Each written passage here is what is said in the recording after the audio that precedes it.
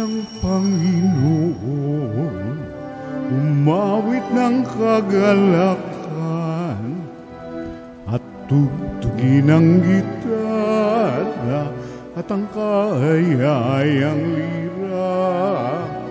Ipan ninyo ang trumpeta, kaya Panginooy dinggin, ang landas niya'y tahakin, habang buhay ay purihin, kagandang loob niya sa atin. Purihin ang Panginoon, umawit ng kagalakan, at tugtugin ang gitara at ang kaayayang lira. Ipan ninyo ang trumpeta, ipan ng trumpeta.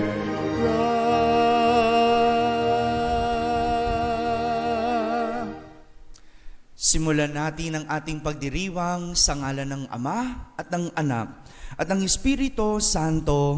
Amen. Ang pagpapala ng ating Panginoong Hesukristo, ang pag-ibig ng Diyos Ama, at ang pakikipagkaisa ng Espiritu Santo naway sumainyong lahat. At sumaiyo rin. Mga kapatid, aminin natin ang ating mga kasalanan upang tayo'y maging marapat gumanap sa banal na pagdiriwang. Inaamin ko sa makapangyarihang Diyos At sa inyo mga kapatid, na lubha akong nagkasala sa isip, sa salita at sa gawa, at sa aking pagkukulang. Kaya isinasamo ko sa mahal na Birheng Maria, sa lahat ng mga anghel at mga banal, at sa inyo mga kapatid, na ako'y panalangin sa Panginoong ating Diyos. Kaawan tayo na makapangyarihang Diyos, patawarin tayo sa ating mga kasalanan at patnubayan tayo sa buhay na walang hanggan. Amen. Panginoon, kaawaan mo kami. Panginoon, kaawaan mo kami. Kristo, kaawaan mo kami. Kristo, kaawaan mo kami. Panginoon, kaawaan mo kami. Panginoon, kaawaan mo kami. Manalangin tayo. Ama naming makapangyarihan, ipagkaloob mong kami ay makasamba sa iyo ng may loobing taimtim na totoo, at kami rin naway magmahal sa aming kapwa-tao ng may damdaming ibinubunsod ng iyong Espiritu. Sa pamamagitan ni Jesucristo, kasama ng Espiritu Santo, magpa sa walang hanggan. Amen. Umupo ang lahat.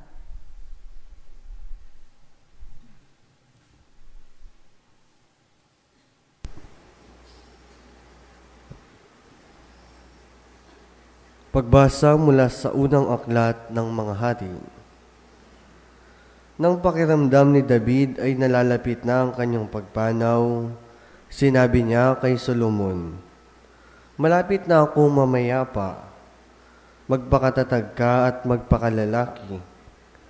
Tuparin mo ang iyong tungkulin sa Panginoon na iyong Diyos at mamuhay ka ayon sa kanyang kalooban.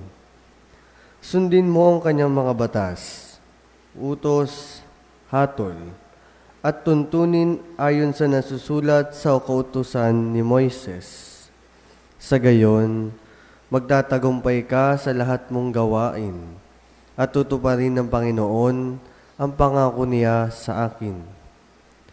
Kapag ang inyong mga anak at inapo ay nananatiling tapat sa akin at sumunod sa akin ng buong puso't kaluluwa, hindi mapapatid ang iyong lahi at trono ng Israel. Namatay nga si Haring David at inilibing siya sa lungsod ni David. 40 taon siyang naghari, 7 sa Hebron at 33 sa Jerusalem. Naluklok si Solomon sa trono ni David at panatag ang kanyang paghahari. ang salita ng Diyos. Salamat sa Diyos. Salmong tugunan ang atin pong itutugon. Diyos na makapangyarihan, Panginoon ka ng tanan, tayo pong lahat. Diyos na makapangyarihan, Panginoon ka ng tanan. Karapat dapat kang purihin, magpakailanman, Panginoon, ang Diyos ni Jacob na aming Ama. Tugon. Diyos na makapangyarihan, Panginoon ka ng tanan. Sa iyo ang kadakilaan, ang kapangyarihan, ang karangalan at ang pagtatagumpay, pagkat iyo ang lahat ng nasa langit at nasa lupa. Tugon. Diyos na makapangyarihan, Panginoon ka ng tanan. Sa iyo ang buong pamamahala, at ikaw ang hari ng lahat. Sa iyo nagmumula ang kayamanan at ang karangalan. Tugon. Diyos na makapangyarihan, Panginoon ka ng tanan. Taglay mo ang kapangyarihan at kadakilaan, at ikaw ang nagbibigay ng lakas at kapangyarihan sa lahat. Tugon. Diyos na makapangyarihan, Panginoon ka ng tanan. Tumayo ang lahat. Hallelujah, Hallelujah. Ikaw, Panginoon, ang sangdaan, ang buhay at ang katotohanan. Hallelujah.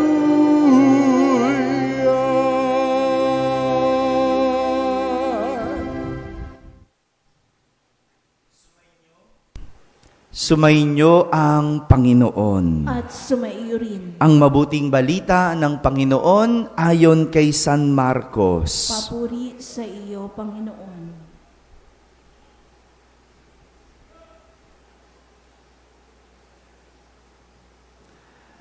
Noong panahong iyon, tinawag ni Jesus ang 12 at sinugong 12. Binigyan niya sila ng kapangyarihang magpalayas ng masasamang espiritu at pinagbilinan. Sa inyong paglalakbay, huwag kayong magdala ng anuman, maliban sa tungkod, ni pagkain, balutan, salapi sa inyong lukbutan o bihisan, ay huwag kayong magdala. Ngunit, magsuot kayo ng panyapak. Sinabi rin niya sa kanila, at sa alinmang tahanang inyong tuluyan, manatili kayo roon hanggang sa pag-alis ninyo sa bayan na iyon. Kung ayaw kayong tanggapin o pakinggan sa isang dako, umalis kayo roon at ipagpag ninyo ang alikabok ng inyong mga paa bilang babala sa mga taga roon. Kaya't humayo ang 12 at nangaral sa mga tao na pagsisihan nila at talikdan ang kanilang mga kasalanan. Pinalayas nila ang maraming demonyo sa mga inaalihan nito. Pinahiran nila ng langis at pinagaling ang maraming may sakit. Mga kapatid, ang mabuting balita ng Panginoon. Pinupuri ka namin, Panginoong Hesukristo. Umupo ang lahat. Isang magandang umaga po sa inyong lahat. Dumating na tayo sa pagtatapos. Pagtatapos ng kwento ng paghahari ni Haring David. Makalipas ang 40 taon, dumating ang katapusan ng paghahari ni Haring David sa Israel.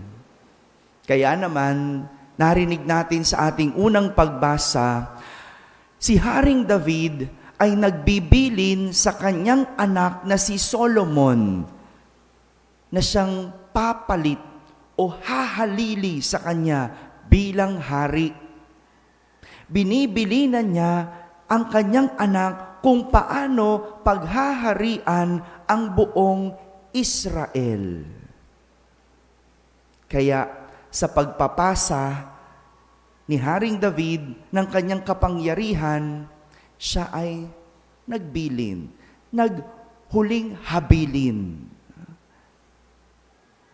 Sabi niya sa kanyang anak, magpakatatag at magpakalalaki. Malalim yun. Magpakatatag at magpakalalaki. At ang bilin niya sa kanyang anak, tuparin ang tungkulin sa Panginoon at mamuhay ayon sa kanyang kalooban. Sabi pa ng ama, sundin ang mga batas, utos, hatol at tuntunin ayon sa nasusulat sa kasulatan ni Moises. Dagdag pa niya, sa gayon, magtatagumpay siya sa lahat ng gawain at tutuparin ng Panginoon ang pinangako niya na hindi mapapatid ang kanyang lahi. Kung babalikan po natin ang 40 taong panunungkulan ni Haring David sa Israel, naging makulay ito sapagkat magkakahalong tagumpay at kasawian ang kanyang naranasan. Kalungkutan at kasiyahan, kahirapan at kasaganaan, kamatayan at kabuhayan ang nangyari sa hari. Kung nasundan natin yung kwento, lahat ng yon naranasan ng hari. Kaya nga, ganun na lang siya kung magbilin sa anak niyang si Solomon. Nagbibilin hindi dahil magaling siya, hindi dahil perpekto siya, kundi dahil naranasan ng hari kung paano mamuno. At alam niya kung saan siya nadapa. Alam niya kung saan siya nagkulang. Kaya alam din niya kung ano ang dapat gawin. Kung ano ang klase ng pamumuno na dapat gawin ng kanyang anak.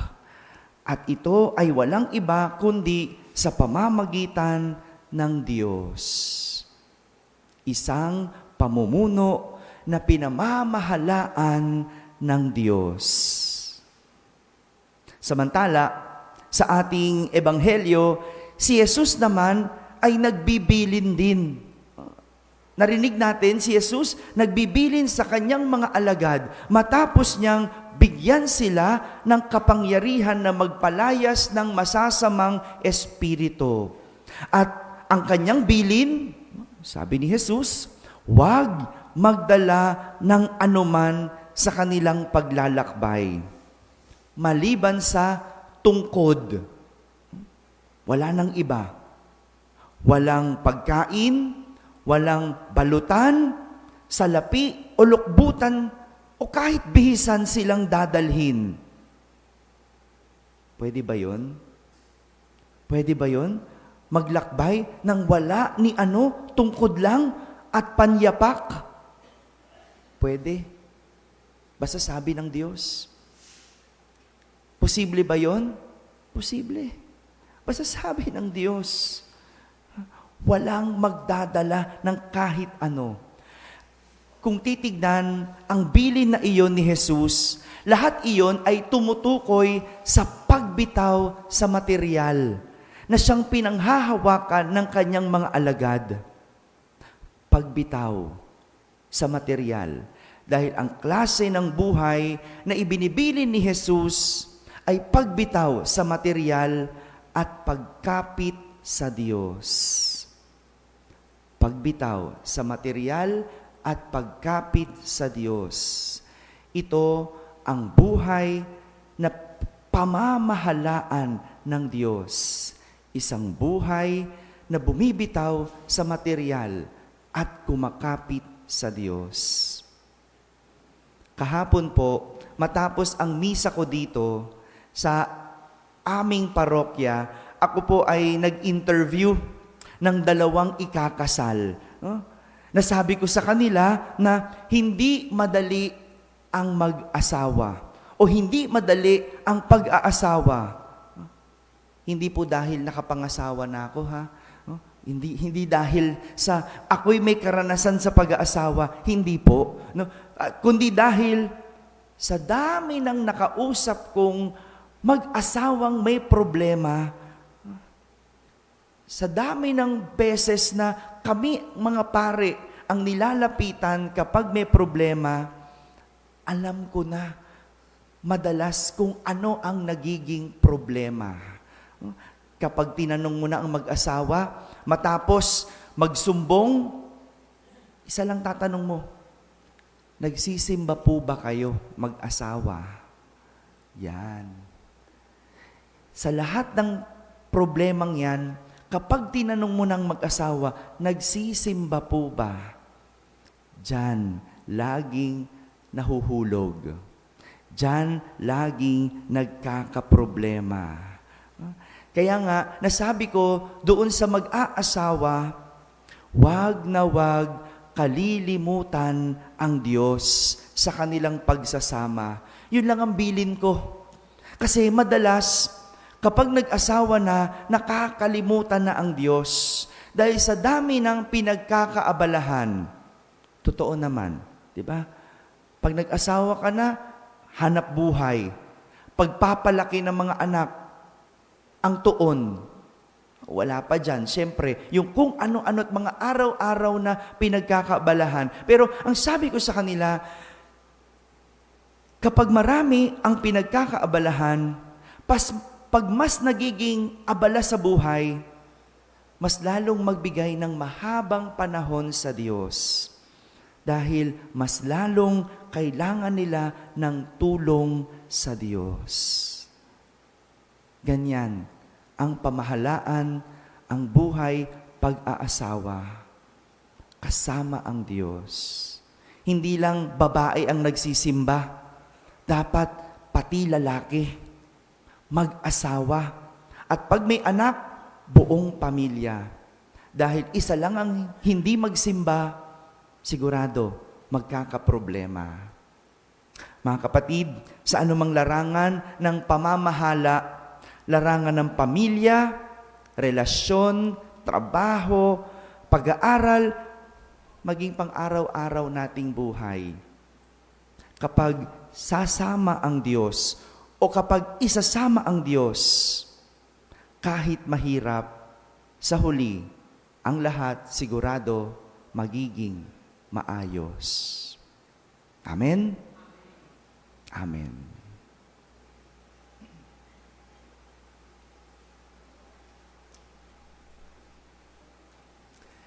Inaanyayahan tayo ng Diyos Ama upang maging mga lingkod niya sa pagpapalaganap ng mabuting balita ng kaligtasan. Manalangin tayo para sa biyaya na ating maunawaan ang dignidad ng kanyang misyon at para sa kinakailangang lakas upang maisagawa ito. Ating sambitin sa bawat panalangin, samahan mo ang iyong mga isinugo o Panginoon. Samahan mo ang iyong mga isinugo, O Panginoon. Ang naglalakbay sa simbahan, naway higit na humikayat ng mga tao upang magbagong buhay sa pamamagitan ng pagiging saksi kay Jesucristo sa kanilang salita at gawa. Manalangin tayo sa Panginoon. Samahan mo ang iyong mga isinugo, O Panginoon. Ang mga misyonero na nagpupunyagi sa ibang bansa, naway biyayaan ng Diyos ng mayamang ani. Manalangin tayo sa Panginoon. Samahan mo ang iyong mga isinugo, O Panginoon. Ang mga magulang, naway patuloy na magsumikap na ibahagi ang pananampalataya sa kanilang mga anak. Manalangin tayo sa Panginoon. Samahan mo ang iyong mga isinugo, O Panginoon. Sa mga taong nabibigatan sa mga kasawian sa buhay, naway maipakita nating lahat ang ating pag-aaruga, pakikiisa, pag-ibig at pangunawa. Manalangin tayo sa Panginoon. Samahan mo ang iyong mga isinugo, O Panginoon. Ang mga namatay, naway maging malaya sa mga alalahanin sa mundong ito at magkamit ng kasiyahan ng walang hanggang kapayapaan. Manalangin tayo sa Panginoon. Samahan mo ang iyong mga isinugo, O Panginoon. Sa katahimikan, ating ilapit sa Diyos ang ating mga pansariling kahilingan.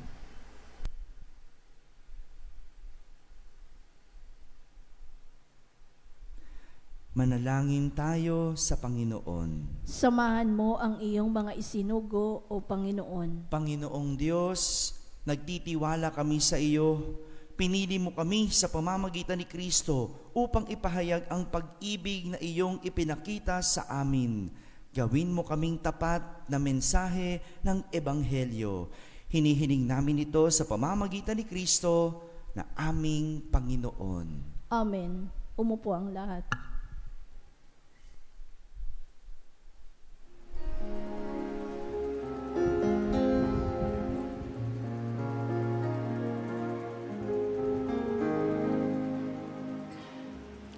Alday namin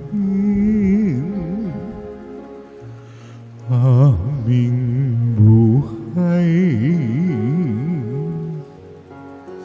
bawat galak at lumbay, bawat pangarap naming taglay sa palad mo ilalagay.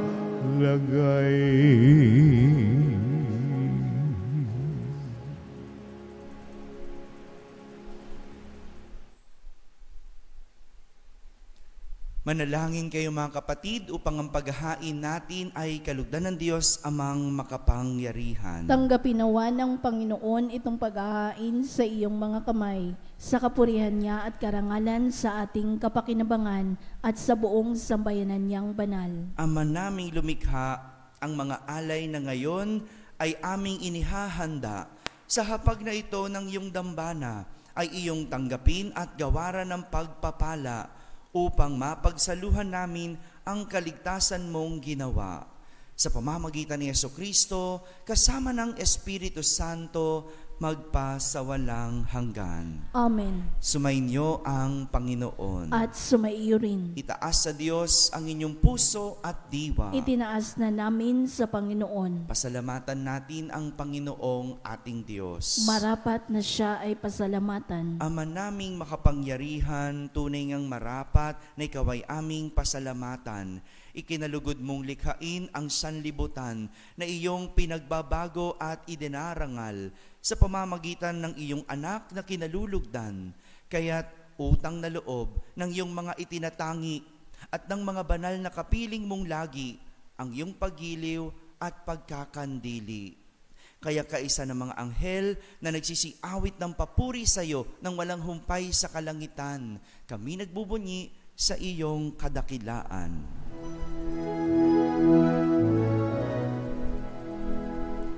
Santo, Santo, Santo, Panginoong Diyos na makapangyarihan, napupuno ang langit at lupa ng kalwalhatian mo.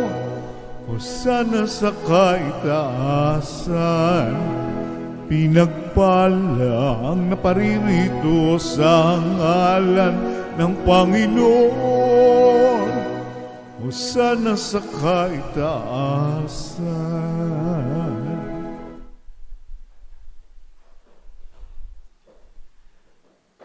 Ama naming banal, ikaw ang bukal ng tanang kabanalan. Kaya't sa pamagitan ng iyong Espiritu ay gawin mong banal ang mga kaloob na ito upang para sa amin ay maging katawan at dugo ng aming Panginoong Hesukristo. Bago niya, pinagtiis ang kusang loob na maging handog, hinawakan niyang tinapay, pinasalamatan kanya, pinaghati-hati niya iyon, iniyabot sa kanyang mga alagad at sinabi,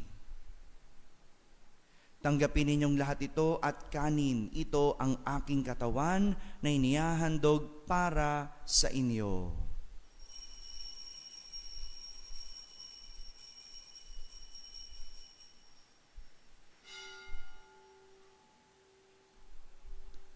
Gayon din naman, nung matapos ang hapunan, hinawakan niyang kalis, muli kanyang pinasalamatan. Iniabot niya ang kalis sa kanyang mga alagad at sinabi, "Tanggapin ninyong lahat ito at inumin. Ito ang kalis ng aking dugo, ng bago at walang hanggang tipan. Ang aking dugo na ibubuhos para sa inyo at para sa lahat sa ikapagpapatawad ng mga kasalanan. Gawin ninyo ito sa pag-alaala sa akin."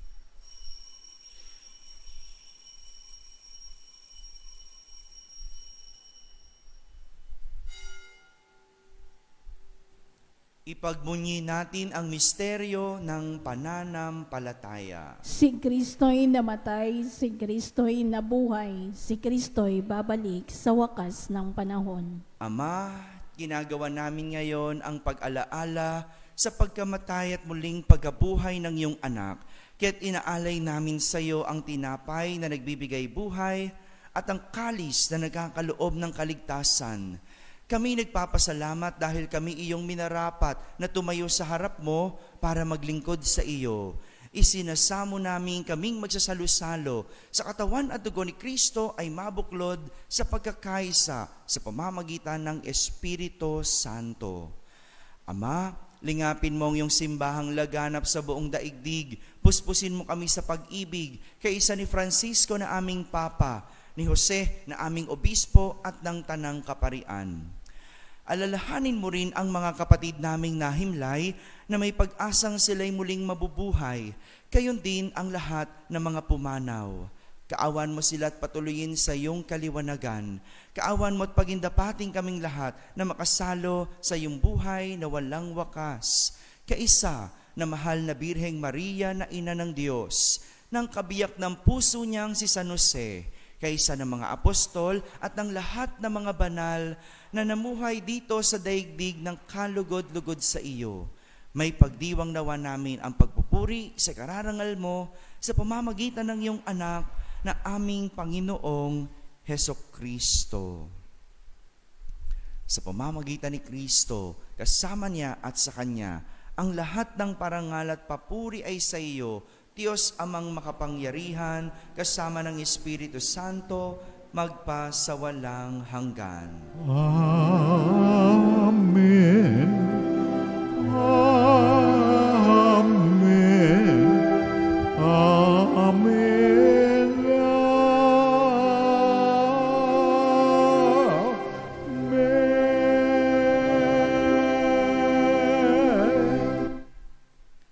Sa tagubilin ng mga nakahagaling na utos at turo ni Jesus na Panginoon natin at Diyos, ipahayag natin ng lakas loob.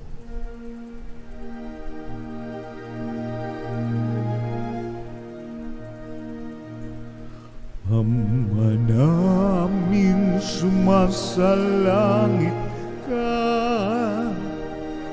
sambahin ang ngalan mo, mapasamin ang kaharian mo, sundin ang loob mo, dito sa lupa para nang sa langit. Bigyan mo kami ngayon ng aming kakanin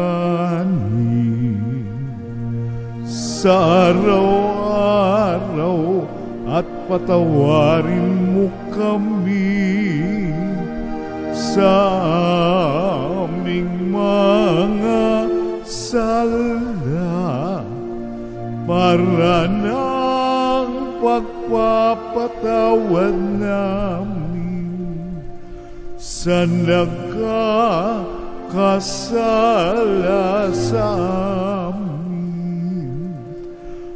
huwag mo kaming ipahintulot sa tukso at iadya mo kami sa lahat ng masama.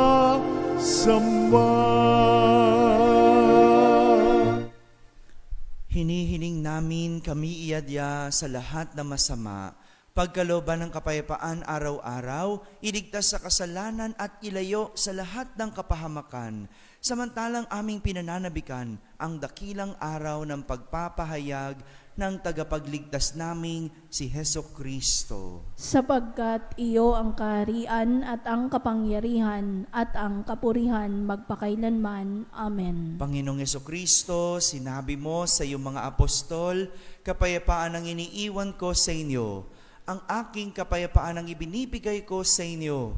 Tunghayan mo ang aming pananampalataya at wag ang aming pagkakasala.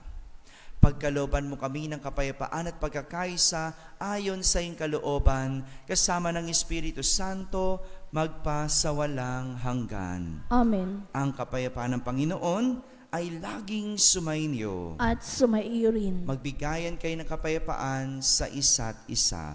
Peace be with you.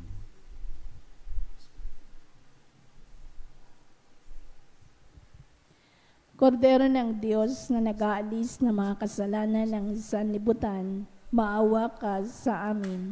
Kordero ng Diyos na nag-aalis ng mga kasalanan ng sanlibutan, maawa ka sa amin. Kordero ng Diyos na nag-aalis ng mga kasalanan ng sanlibutan, ipagkaloob mo sa amin ang kapayapaan.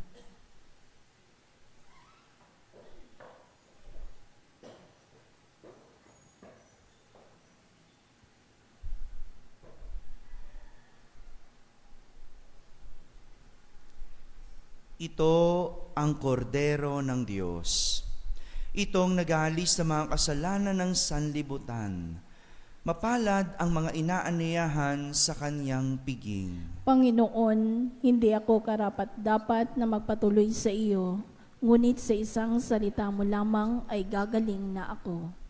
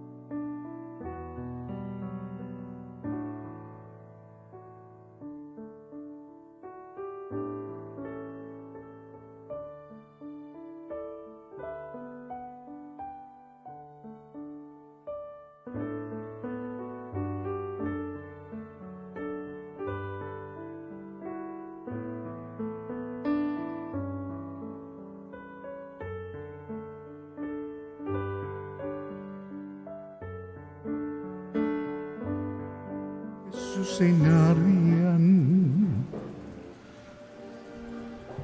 sa sagradong ostiyang pinamamahayan ng dugo at katawan niya siyang pinuhunan sa pagtubos sa ating kasalanan. Nasa Kanya ang ating kaligtasan, nasa Kanya ating katahimikan. Purihin siya, habang tayo'y may buhay, sambahin siya magpakailanman.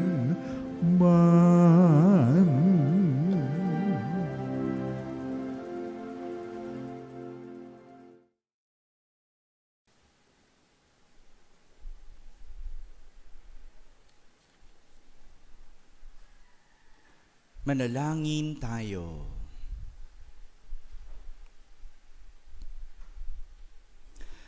Ama naming mapagmahal, kami nagsipakinabang sa piging ng aming kinamtang kaligtasan ay humihiling na iyong bigyang kaunlaran ang pananampalatayang wagas kailanman sa tulong ng panubos na ngayon ay iyong bigay. Sa pamamagitan ni Jesucristo, kasama ng Espiritu Santo, magpasawalang hanggan. Amen. Sumainyo ang Panginoon. At sumaiyo rin. At pagpalain kayo ng makapangyarihang Diyos, Ama at Anak at Espiritu Santo. Amen. Tapos na po ang ating pagdiriwang humaiking taglay ang pag-ibig at kapayapaan ni Kristo. Salamat sa Diyos.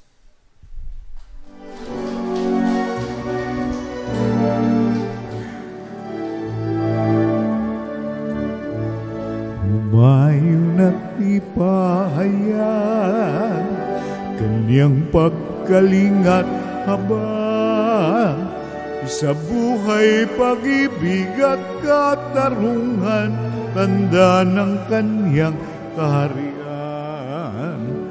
Sa ating pagdadalamhati, sa ating pagbibigay puri, ano pa mang pasakit, hapot kasakit, ang pangalan niya'y sinasambi.